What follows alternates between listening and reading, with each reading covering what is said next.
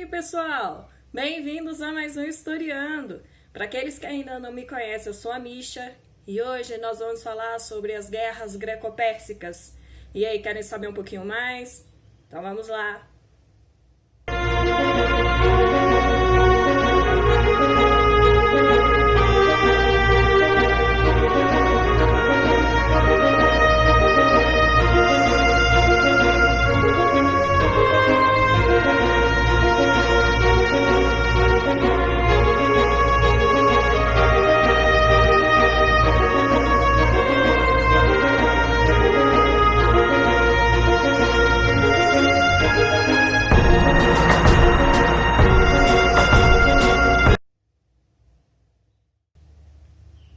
Ok, gente, olha só, eu sei que eu tô sumida. A minha última aula com vocês foi na quarta-feira, mas assim, eu preciso de um desconto. Foi final de semana, Dia dos Pais. Inclusive, essa aula eu já havia gravado. E aí, quando eu estava no processo de edição, eu vi que no meio do vídeo, não sei o que aconteceu, que a gravação engasgou e ficou sem áudio. E aí eu pensei assim, ao invés de fazer uma outra gravação só com um pedaço aqui que estragou, eu vou gravar tudo de novo, porque senão a edição vai ficar uma bosta. Então, assim, foi uma solução que eu tomei. Então, por isso que a gente está uma semana atrasado no conteúdo. Eu tive outras coisas para fazer também, estou estudando para a prova, então, assim, muita coisa acontecendo. Mas no mais, a gente pode começar então a nossa aula. Eu chego com essas desculpas, mas aí a gente começa com a nossa aula. É o seguinte, a primeira coisa que a gente tem que perguntar é assim, por que diabos, né, que aconteceu essa guerra entre gregos e persas? E pra gente começar a entender todo esse contexto, a primeira coisa que eu preciso falar pra vocês é que vocês precisam, muito, assistir aulas sobre Pérsia e assistir aulas sobre Atenas, no mínimo, porque muita coisa que vai aparecer aqui pra vocês do contexto político é um contexto que vem dessas duas aulas. Então vocês precisam ter esse conhecimento para que o conteúdo de guerras greco-pérsicas seja realmente bem absorvido. Inicialmente eu pensei em trabalhar o bloco de guerras, né, as guerras greco-pérsicas, a do Peloponeso e a dominação macedônica como sendo uma coisa só. Mas eu acho que sim, né? Já que a gente está fazendo uma videoaula, a gente pode colocar algumas curiosidades aqui. A gente sai um pouquinho do comum, do que a gente vê em sala de aula. A gente vai ver sim aquilo que é cobrado no vestibular, aquilo que é cobrado no Enem. No entanto, com uma coisinha a mais, né? Algumas curiosidades, algumas informações que eu acho interessante ter. Isso torna o conteúdo um pouco mais dinâmico, vocês ganham um pouco mais de informação. Então é o seguinte, o grande confronto entre os gregos e os persas, que começam mais ou menos por volta de 500 a.C., começa não necessariamente na Grécia continental, mas sim no que a gente chama da parte jônica da Grécia, que é na Ásia Menor. Então, as cidades gregas da costa asiática é que vão começar, que vão dar o pontapé inicial nesse confronto entre gregos e persas.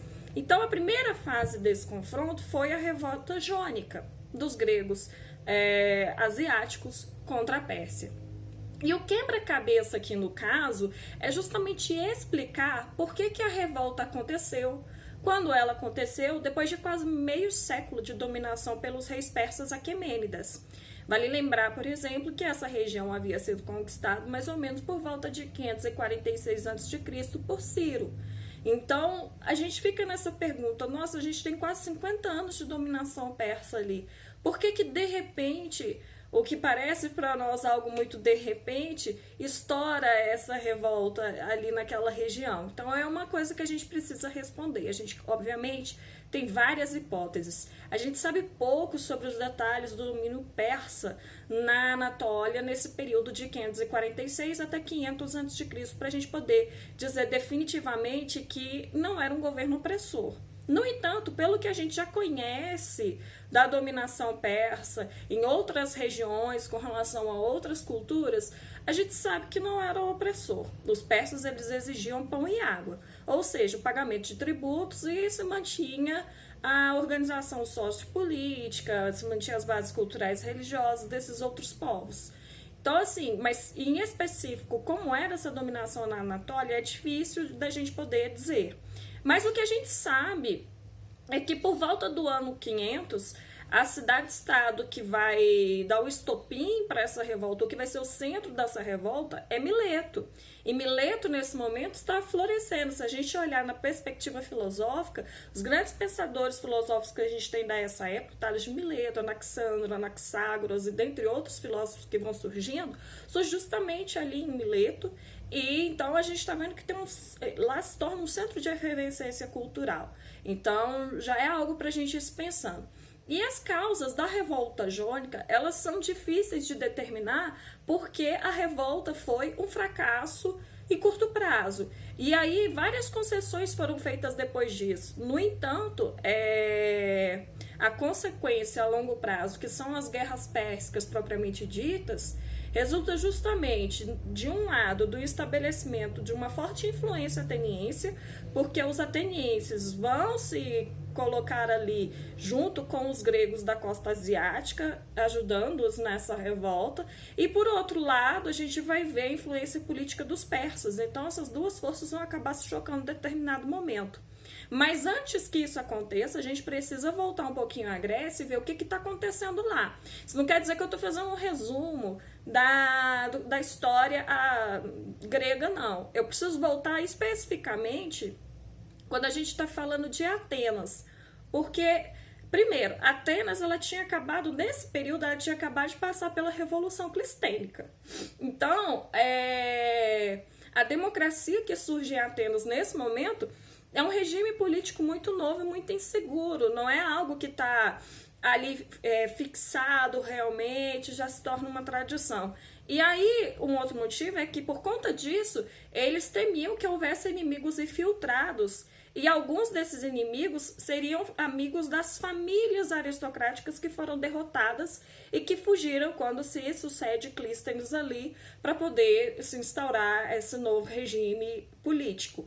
Então, eles temiam principalmente que havia amigos dos tiranos depostos, e aí vocês vão precisar assistir a aula de Atenas, porque a gente viu um pouco sobre Pisístrato, mas Pisístrato sai e assume 2 filhos, isso eu não havia falado antes, mas eu falo agora, Hípias e Hiparco. Inclusive, Hiparco vai ser assassinado, só vai ficar Hípias assumindo a tirania na Grécia, e é ele que vai ser deposto por Clístenes. Então, é algo que a gente tem que tomar em conta, porque, como é um regime muito novo, obviamente haviam aqueles que apoiavam a tirania ateniense. Então, o medo é que esses inimigos acabassem usurpando o poder em Atenas. E outro problema que os atenienses tinham era o medo que os espartanos não aceitassem a expulsão deles ali da Ática. E em vários momentos, Esparta e Atenas entraram em choque. E aí, em um desses momentos, os atenienses conseguiram expulsar os espartanos ali da Ática, né? E o medo deles é que os espartanos retornassem com o exército para poder conquistar Atenas e poder entregá-la aos aristocratas. Então, vocês estão vendo que a situação política em Atenas era bastante complicada. Ainda tinha um outro problema, que os atenienses eram treteiros. Então, eles tinham brigas antigas com várias cidades e estados vizinhas que podiam se aproveitar da situação e atacá-los. E aí, por conta de todo esse contexto que eu passei para vocês, a gente pode ter em mente o seguinte, que na real, as guerras greco-pérsicas foi uma grande cagada ateniense, uma cagada diplomática. Sabe o que é do tipo assim, o que eles podiam fazer para poder errar, eles fizeram? Heródoto fala o seguinte, que nessas circunstâncias que os atenienses estavam, eles tentaram conseguir ajuda. A ajuda ali dentro da Grécia ia ser muito difícil de conseguir, porque estava cercado de inimigos. Então, o que eles pensaram? Na lógica maluca deles, eles pensaram assim, vamos pedir ajuda para a Pérsia, vamos chegar lá e falar assim, pô, por favor, pelo amor de Deus, a gente tá precisando de ajuda ali. E aí, do tipo assim, você vê uma galera chegando de uma outra região, indo para falar com os persas, um império extremamente militarista, expansionista, vocês acham que ia dar o quê? Mas, de toda forma, eles enviam uma missão para o rei da Pérsia, pedindo uma aliança com a Pérsia como forma de poder evitar esses problemas aos quais eles estavam inseridos. E a questão é que o grande rei só conhece uma relação com outros estados. Ele não reconhece nenhuma relação em que haja igualdade entre eles. Então, ele pede aos embaixadores atenienses que lhe deem o quê? Terra e água. E aí, se eles fizessem isso, poderiam ser amigos. Ou seja, traduzindo, que Atenas se tornasse uma província persa. E aí os embaixadores dizem assim, certo, a gente vai fazer isso, beleza, tá combinado, firmou. E aí vão embora. Mas quando eles voltam para Atenas, Os atenienses ficam indignados com o que eles fizeram. E aí eles punem a embaixada e não há nenhum relacionamento entre a Pérsia e os atenienses. E aí o que os atenienses temiam acontece. Os espartanos invadem a Ática e enquanto fazem isso, outras cidades-estados que tinham treta com Atenas se juntam aos espartanos. Então, já fica aí no meio. A gente vai ver várias cidades, por exemplo, a gente vai ver a Beócia, vai ver Tebas, Calcis, que é uma cidade de Eubéia, leste da Ática. A gente vai ver Corinto entrando nisso aí. Mas a gente tem que ver o seguinte, todos eles estão indo atacar os atenienses.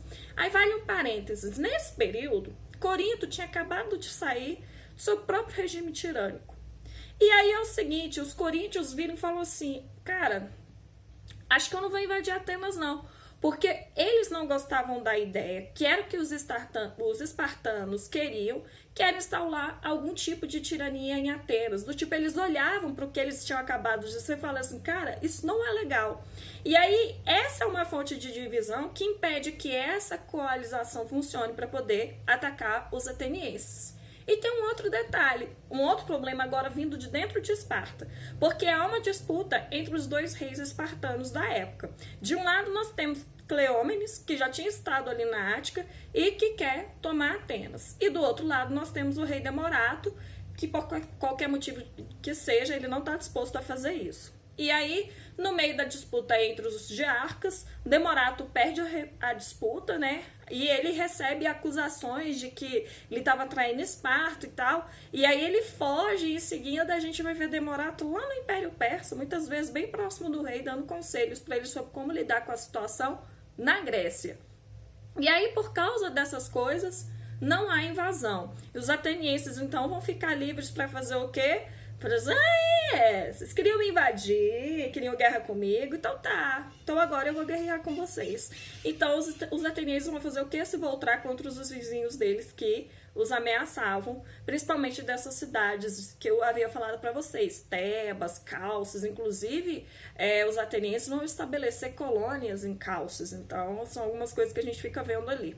E aí o que vai acontecer? Uma nova coalização vai surgir contra os atenienses, dessa vez de Egina, que fica no Golfo Sarônico, em frente à costa de Atenas, e essas duas polis brigavam uma com a outra assim, ó, há mais de um século. E os eginos se unem aos espartanos, visando justamente destruir o regime democrático de Atenas e substituí-lo com o retorno à tirania de Hípias. Eu havia falado para vocês, é filho de Pisístrato.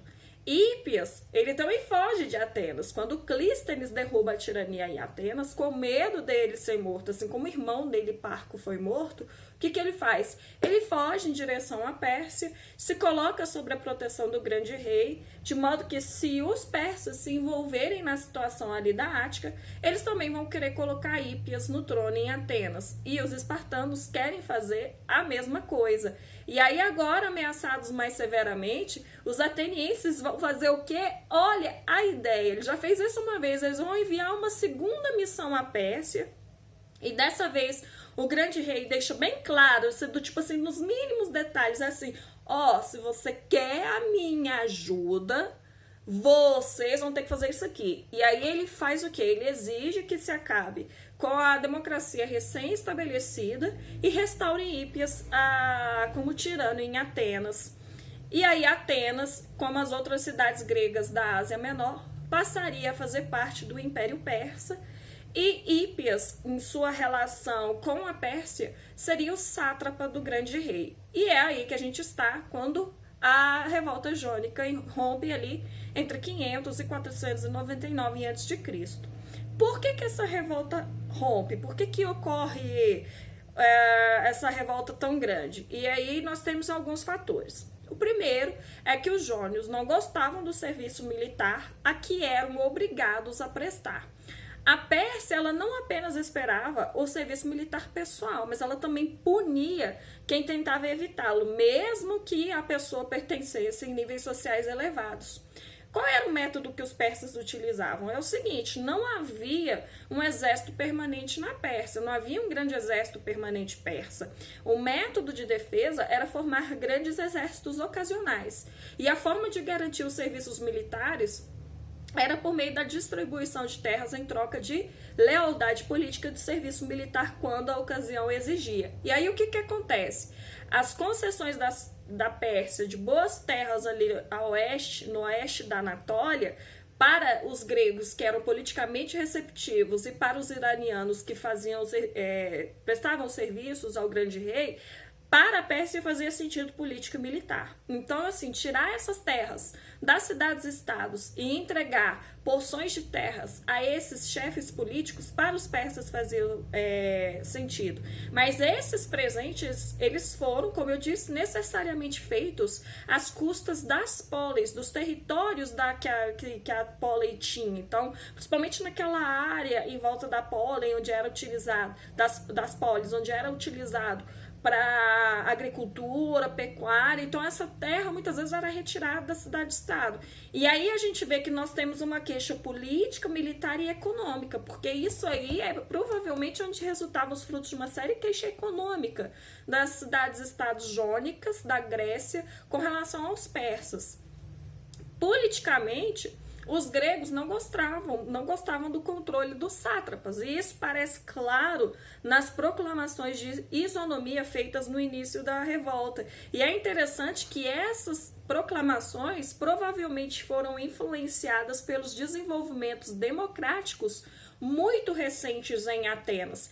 E a antipatia política do controle dos sátrapas também está implícita nas concessões feitas depois que a revolta termina em 494. Os persas Artafernes e Mardônios vão conceder certo grau de autonomia, instituindo um sistema de arbitragem intermunicipal. Eles vão se abster de represálias financeiras e de exigir indenizações por conta dos ataques que foram feitos às cidades persas. E eles vão apenas exigir os antigos níveis de tributos aos quais eles já estavam acordados. Então, em qualquer caso, resta-nos o problema de por que a agitação política transbordou, se é quando transbordou, precisamente nesse período entre 500 e 499.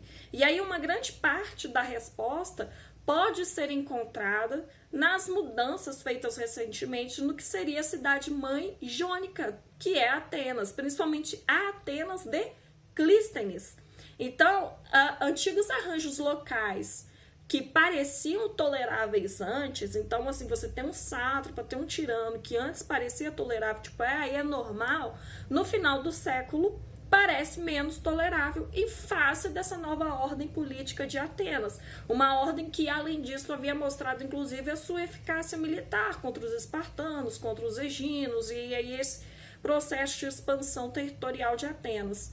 E aí o início da revolta acontece na cidade de Mileto, que era uma importante cidade dos gregos por muito tempo. E isso acontece por uma outra burrada, porque o tirano de Mileto, que é um milesiano chamado Aristágoras vai conseguir se meter em encrencas com o grande rei. Ele vai chegar para o grande rei e vai falar sobre uma expedição que ele queria lançar contra a ilha de Naxos no mar Egeu. E aí ele vira e fala assim: Naxos é moleza, esse é um lugar bem agradável, tem ali uns coqueirinhos, um clima massa, e eles não estão preparados. Então, se a gente for para lá agora, secretamente, eu posso tomar a ilha rapidamente e o grande rei vai ter mais uma expansão do seu império. Obviamente que esse discurso de Aristágoras, ele esperava se beneficiar financeiramente e também com a suposta honra que ele iria ganhar do grande rei. E aí, de toda forma, o planejamento não foi bem sucedido, ele chega a Naxos antes do tempo que ele havia previsto e os habitantes estavam preparados. E aí ele foi derrotado. E aí o grande rei fica um putaço com isso, ele vai olhar e falar assim: ué, não era fácil? E aí, cadê? Então Aristágoras sabia que ele estava encrencado, e aí ele decidiu que era a hora dos gregos da Ásia Menor se libertarem dos persas E a sorte dele é que ele tinha uma lábia muito grande, ele era muito persuasivo. Então ele foi a várias cidades gregas e convenceu a maioria delas para poder se juntar à rebelião. E aí eles se voltam contra os tiranos que colaboram com o grande rei. E esse é um ponto interessante, porque essas cidades gregas da costa da Ásia Menor começam a estabelecer democracias, seguindo o exemplo ateniense. E aí Aristágoras sabe que ele vai enfrentar um inimigo formidável nas forças do Império Persa. E aí ele volta à Grécia continental para poder buscar ajuda para sua empreitada. E o primeiro lugar para qual você vai quando você quer ajuda militar no mundo grego, obviamente, que é Esparta. E é para lá que ele vai. E aí Aristágoras chega para Cleómenes, vocês lembram? Eu falei para vocês, né? Demórato e Cleómenes eram os diarcas de Esparta, Demórato vai embora. Aristágoras fala com Cleómenes sobre sua empreitada, sobre como o Império Persa é rico, como isso aumentaria o poderio de Esparta. E aí Cleómenes fala o seguinte: tá, assim, sei não, hein? O que você tá me falando me convence. E aí ele coça a cabeça, pergunta assim, mas a capital da Pérsia fica muito longe da sua cidade na costa do Mar Egeu? E aí Aristágoras, que era espertão, vira e fala assim: nossa, que bom que você perguntou. Aí ele pega o primeiro mapa gravado de toda a história grega. Ele abre o mapa e fala assim, ó, tá vendo aqui? Aqui é onde está Mileto, e aqui está a Estrela Real, e se o senhor descer até aqui, aqui fica Susa, a capital da Pérsia. E aí Cleómenes pergunta, e isso é longe? Quanto tempo eu vou levar marchando da costa até lá? E aí Aristágoras vira e fala assim, 3 meses. Aí Cleómenes fala assim, estranho, sai da minha cidade, você tá louco que eu vou deixar a Esparta aqui vazia 3 meses? Vocês têm que lembrar da quantidade de revoltas dos ilotas ali em Esparta. Então Esparta não podia deixar o seu território por muito tempo. E aí Aristágoras fala, não, isso não é ruim não, ó. Eles têm uma estrada boa, estrada massa, e eu tenho aqui, ó, nessa região, Minas de Prata, que eu fico feliz de dar pro senhor. O senhor vai querer pensar bem. E ele continua tentando subornar Cleómenes, até que em certo momento, a filhinha de Cleómenes, Gorgo, que estava sentada lá o tempo todo, e sendo obviamente uma menina espartana, vai se levantar, olha para o pai dela e fala assim, pai, peça para esse homem sair ou ele vai corrompê-lo. E aí Cleómenes aceita a advertência da filha dele, que tinha só 9 anos, e ó, manda Aristágoras ir embora. E aí Aristágoras faz o quê? Resolve pedir ajuda a Atenas. E os atenienses voltam para poder enviar uma frota e soldados para poder ajudar Mileto e outras cidades em sua rebelião. E eles enviam 20 navios. Heródoto vai falar justamente que esses navios foram o início dos males para todos os gregos e os bárbaros. Aí é que a gente faz a reflexão. Atenas pediu ajuda 2 vezes para a Pérsia. E aí, de repente, resolve se voltar contra os persas. Vocês entendem para mim aonde que Atenas errou? Aí, beleza, os 20 navios atenienses aportam em Mileto, seus soldados acabam marchando para o interior rapidamente, aí eles chegam à cidade de Sardes, que é a capital sátrapa da Lídia, que é uma província persa, consegue derrotar as forças que estavam ali e ateia o fogo na cidade. Parece uma vitória, mas não foi, porque a revolta vai fracassar desastrosamente. Mileto vai ser derrotado em 494, e aí estava claro justamente que por conta dos atenienses, agora o dedo persa está voltado para Atenas. E Dário quer vingança pela ajuda que os atenienses enviaram para Mileto. Tipo assim, você vem me pedir ajuda, agora você se volta contra mim, beleza, eu é que vou atacar você agora. E aí o resultado vai ser justamente a campanha de Maratona.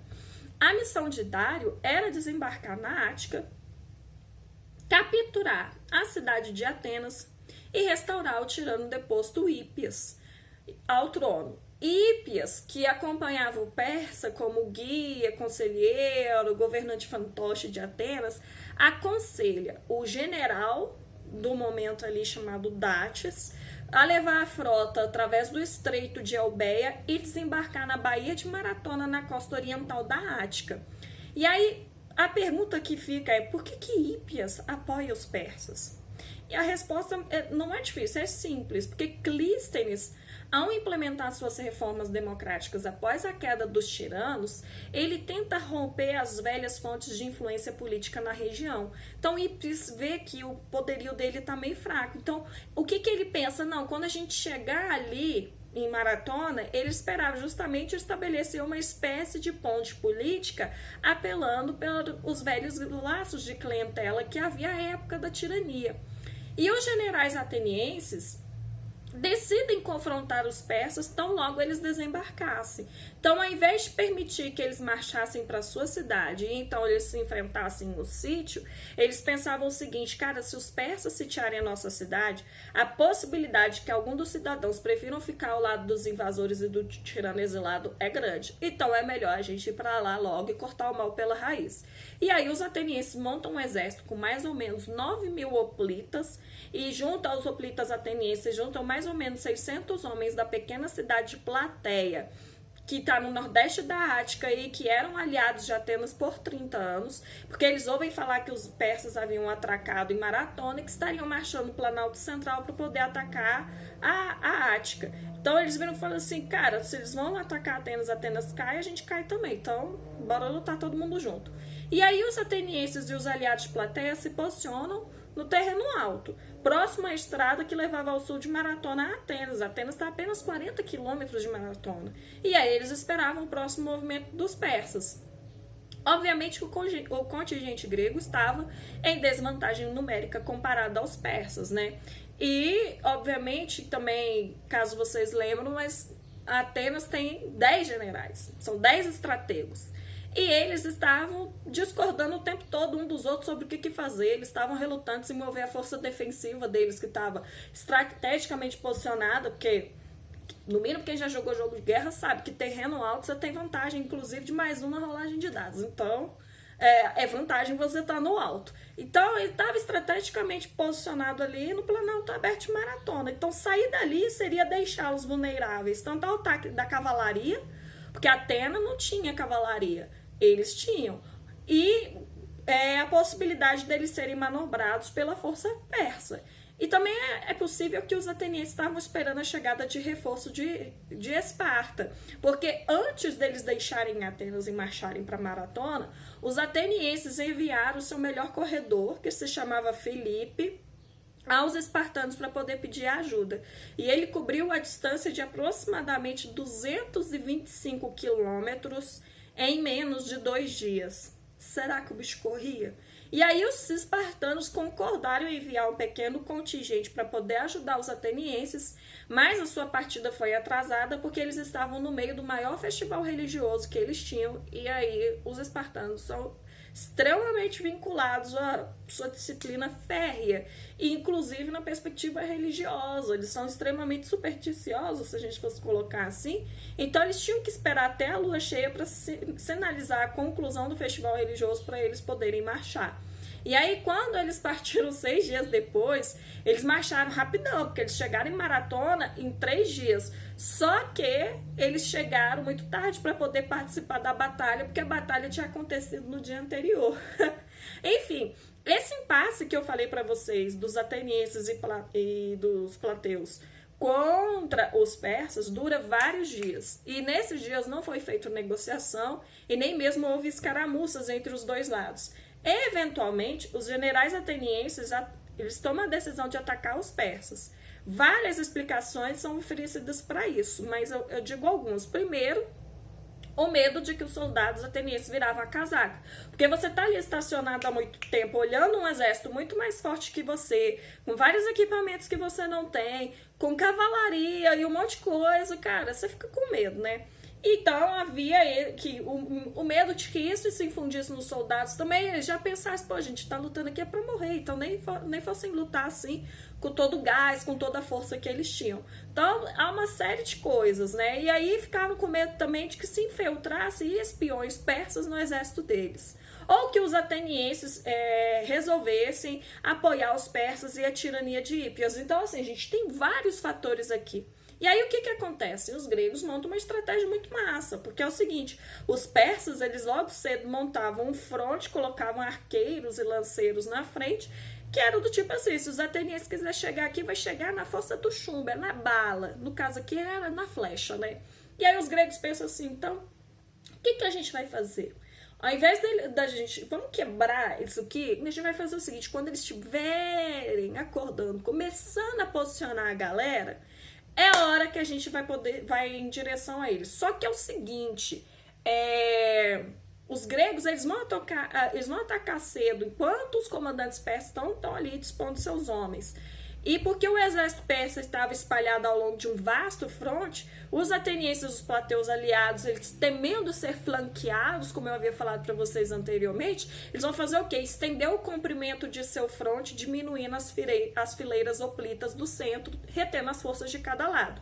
Se vocês querem entender como os hoplitas lutam, vocês assistam a aula sobre Esparta. Não tem nem como eu explicar isso agora para vocês.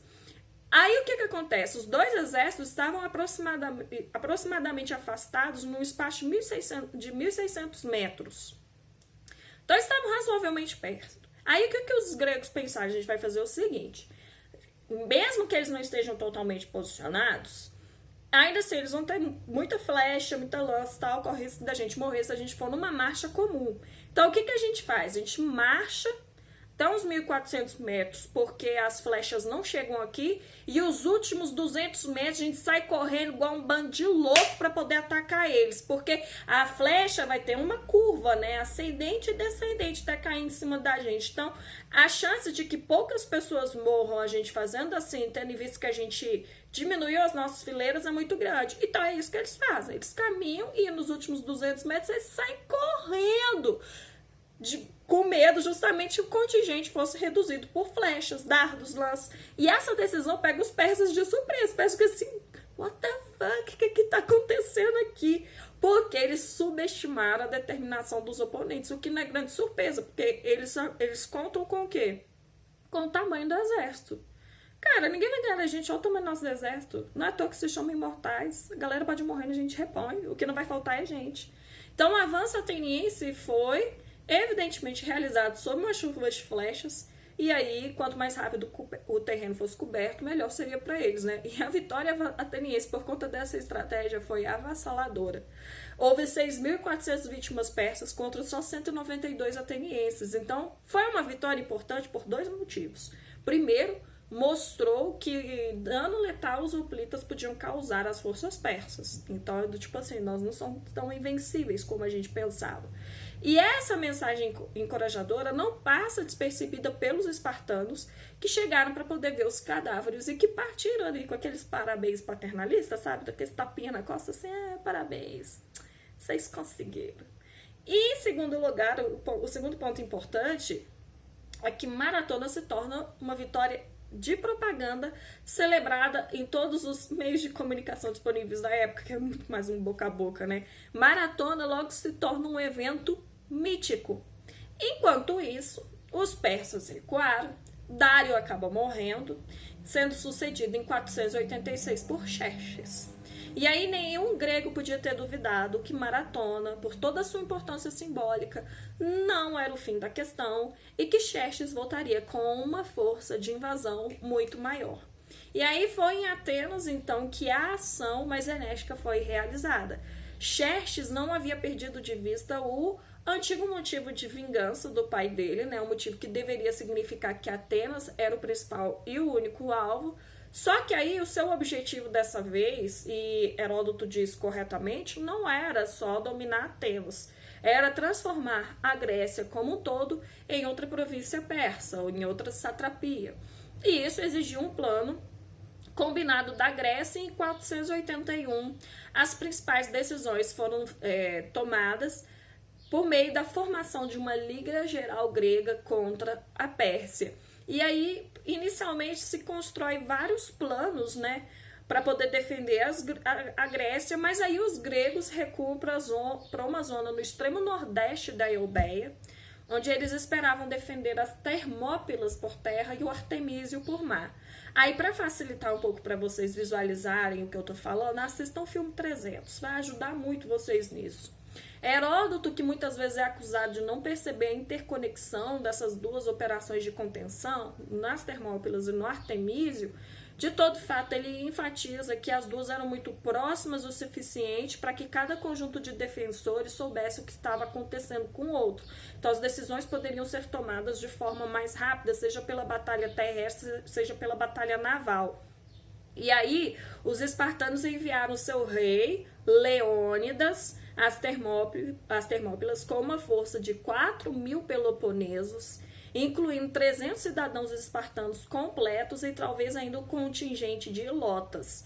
E aí eles ainda se juntaram a alguns gregos da Grécia Central. Então isso aí tá um erro que aparece no filme 300, que aparece que são só os 300 lá, mas não são não. É só pra gente deixar isso bem claro.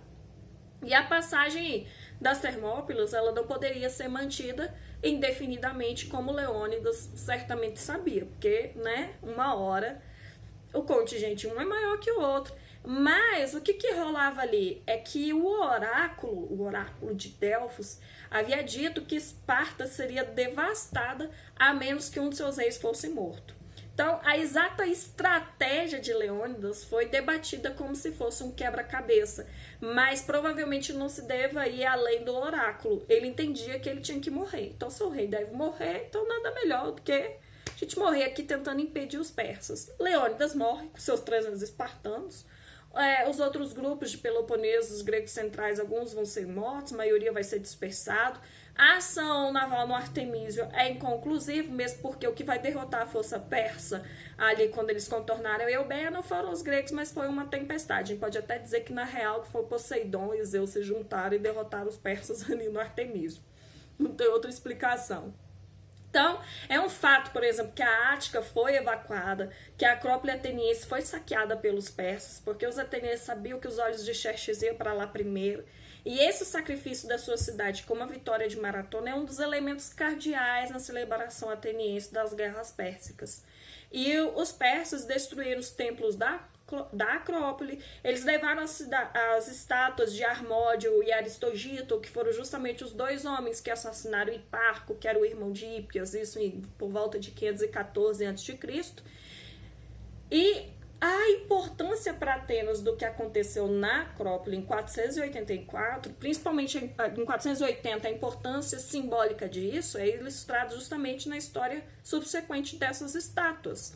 Em 480 é quando Atenas é saqueada, 480 a.C., porque posteriormente, mais à frente, quando a gente vem estudando dominação macedônica, mas isso é uma informação que vem agora, né? Elas vão ser devolvidas a Atenas, essas estátuas, por Alexandre o Grande, um século e meio depois, como parte de uma alegação de estapuninos persas, por conta da impiedade deles no século V. Então fica bem interessante isso aí.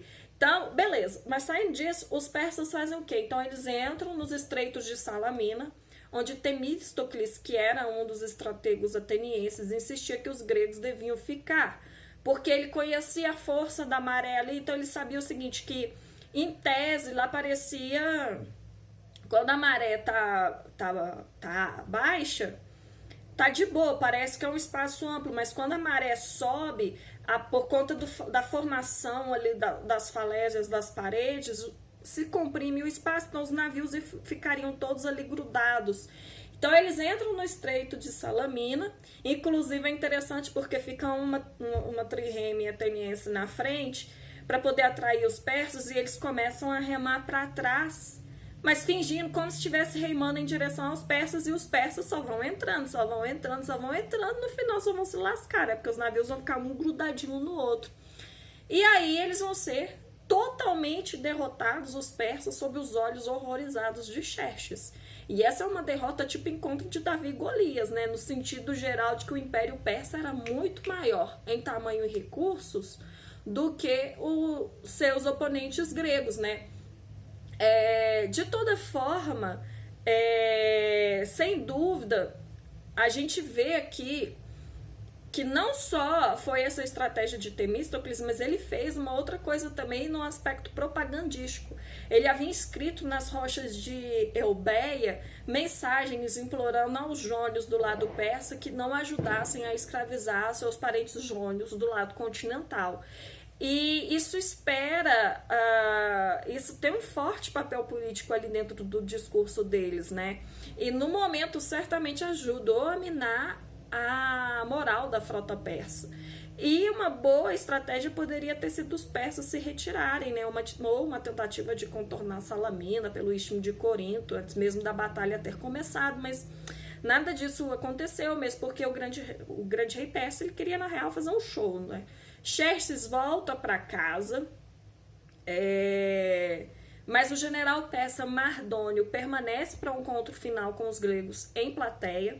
E aí os espartanos, sob Pausânias, né, regente do rei espartano que era menor de idade, eles avançam do Peloponeso pelo Istmo e Eleusis. E aí houve uma vez a questão de tomar posição no Istmo pela defesa do Peloponeso, mas Salamina acaba tornando isso desnecessário, né? E mais uma vez os persas foram derrotados, mas dessa vez a batalha foi ganha principalmente como Ésquilo colocaria em sua peça os persas sob a lança dórica, ou seja, sobre a liderança dos hoplitas espartanos. Tá que na real o exército era verdadeiramente pan-grego, né? E incluía inclusive uma grande força de infantaria ateniense. Depois que o restante da frota persa foi derrotada em Micale, no lado oriental do Mar Egeu, os gregos foram salvos por enquanto. Porque, afinal de contas, os persas haviam retornado à Grécia justamente após a humilhação de pequena escala de Maratona em 490. Então, eles pensavam assim, cara, se em 490 eles voltaram, agora em 480, então nem sequer se fala, né? Daqui a pouco os persas estão chegando aqui de novo. Então, eles entendiam o seguinte, a gente precisa montar uma liga para a gente poder se defender dos persas. É necessário que a gente tenha um grande líder. E os gregos orientais da ilha e do continente se sentiam particularmente vulneráveis. E aí eles apelam originalmente para o líder natural, que é Esparta. E a solução proposta pelos espartanos era um plano inaceitável para eles, porque eles queriam que os espartanos propõem que eles evacuassem a Jônia e se reassentassem em outro lugar. E aí, isso imagina, a gente acabou de sair de uma guerra justamente para defender as nossas terras, a nossa polis, e a gente vai sair daqui para se assentar em outro lugar, sem contar que isso acaba diminuindo um pouco esse papel pseudo-colonial de Atenas. Atenas se via como a cidade-mãe das cidades-estados gregos jônicas da Ásia Menor, né? Então, eles não vão aceitar muito bem isso aí. Agora, o que vai mudar o jogo disso aí? É que em 478, Atenas, por conta própria, captura Sestos, que ainda estava sob controle persa até então. E aí, quando Atenas faz isso, ela vai ser auxiliada por gregos aliados da Jônia e do Helesponto. Isso é, incluindo os gregos continentais. E a autoridade para essa afirmação, que eu estou falando para vocês, é Tucídides, né? Então, a captura de Sestos foi uma manifestação da independência ateniense da liderança espartana, que não foi questionada por Atenas nas guerras persas entre 480 e 479. Então, outra manifestação dessa independência ateniense foi justamente a construção enérgica no início de 470 de um conjunto de muralhas fortificadas em volta de Atenas. E é um episódio que é muito bem elaborado por Tucídides, ele acaba explicando isso aí. Ele fala que isso mostra a astúcia de Temístocles, que acaba enganando os espartanos nesse assunto. E aí ele não só vai fazer isso, como ele também vai montar uma frota naval gigantesca para os atenienses, né? Então a gente vê que, de certa forma, há uma relutância de Esparta em ver atenienses fortificada. Inclusive, existe uma raiva oculta, mas real, né, após os eventos das guerras pérsicas, porque Esparta, ela fica oscilando entre duas coisas, né? Por que não toma frente nisso aí? De um lado, por conta do isolacionismo espartano, que se confronta com o imperialismo, se é que essa é a palavra certa, né? Um imperialismo intermitente, por assim dizer. Então, há essas forças opostas em Esparta, e eles olham com maus olhos o que Atenas está fazendo, né? E aí o que acontece? A consequência mais importante do apelo bem-sucedido dos gregos a Atenas no início do Império Ateniense é justamente a Liga de Delos. E Liga de Delos, obviamente, é uma expressão moderna, né? O apelo ao parentesco jônico deu tom para a organização e grande parte de sua história subsequente, embora Não se pode reclamar muito do que Tucídides coloca, né? Porque Tucídides olha num plano muito utilitarista, ele acaba diminuindo o plano sentimental religioso, mas ele tem um forte apelo nele em questão disso. E aí os atenienses vão fazer o seguinte, eles vão começar... Atenas vai ser a líder, né, da formação da Liga de Delos, e ela vai decidir primeiro quais aliados deviam pagar tributo, quais aliados deviam dar dinheiro, deviam fornecer navios, devia fornecer soldados, e aí isso vai ficar por conta de Atenas. E aí eles colocam o seguinte, que todo esse tesouro que é recolhido deveria então ser armazenado em Delos, que seria um local de reunião da liga, do sino, dos que fossem realizados, e beleza, né? E é mais ou menos aí que a gente vê como que Atenas vai começar a construir o seu império, porque as cidades jônicas, gregas, muitas cidades vão se aliar a Atenas na Liga de Delos, né? O problema é o seguinte, que Atenas vai começar a utilizar toda essa grana que é colocada ali justamente para poder construir o que nós vamos conhecer como sendo a Atenas de Péricles, né? A era de ouro de Atenas, o expansionismo, o imperialismo ateniense, que vai levar justamente ao confronto com os espartanos na Guerra do Peloponeso. E aí a gente precisa fazer um resumo do que a gente viu até agora. A gente viu o seguinte, que entre 500 e 494 a.C., as cidades jônicas da Ásia Menor rebelaram-se contra os persas. E aí, depois de dominar a revolta, o rei persa Dário I decidiu castigar os atenienses que haviam apoiado os núcleos gregos. Em 490, os navios persas desembarcam as suas tropas na planície de Maratona, que ficava a 40 quilômetros de Atenas, e apesar de inferiorizados numericamente, os atenienses conseguiram derrotar os persas e retornar à cidade antes que Dário I atacasse. E aí tá uma informação que eu não passei para vocês, mas conta a tradição que logo após a batalha, quando os atenienses venceram a batalha de Maratona, um soldado largou suas armas e correu até a polis e chegou a polis gritando Nike, Nike, Nike, que significa vitória. E aí ele deu a notícia da vitória e morreu logo em seguida de exaustão. Nike deu origem à marca Nike.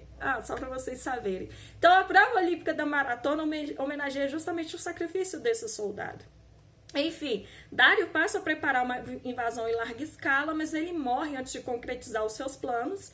E aí a gente vê o filho dele, o sucessor dele, Xerxes, adiando um ataque, o que deu tempo para as cidades da Grécia se unirem, para que Atenas também, inclusive, formasse uma frota poderosa, e a ofensiva persa só foi lançada em 480 sob a liderança conjunta.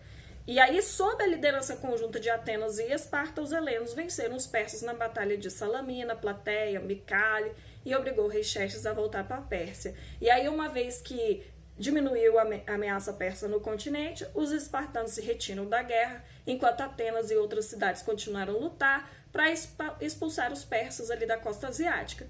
E essas cidades se mobilizaram e formaram a Liga de Delos, que era uma confederação presidida por Atenas. Cada cidade-membro contribuiu com homens, navios, dinheiro para o tesouro comum, e eu falei para vocês que esse tesouro serviu para cobrir construções e esculturas magníficas na Atenas de Péricles. Eu espero que vocês tenham gostado, que vocês tenham compreendido, tenham tido muita informação. Se gostaram, curtam o vídeo, se inscrevam no nosso canal e até a próxima.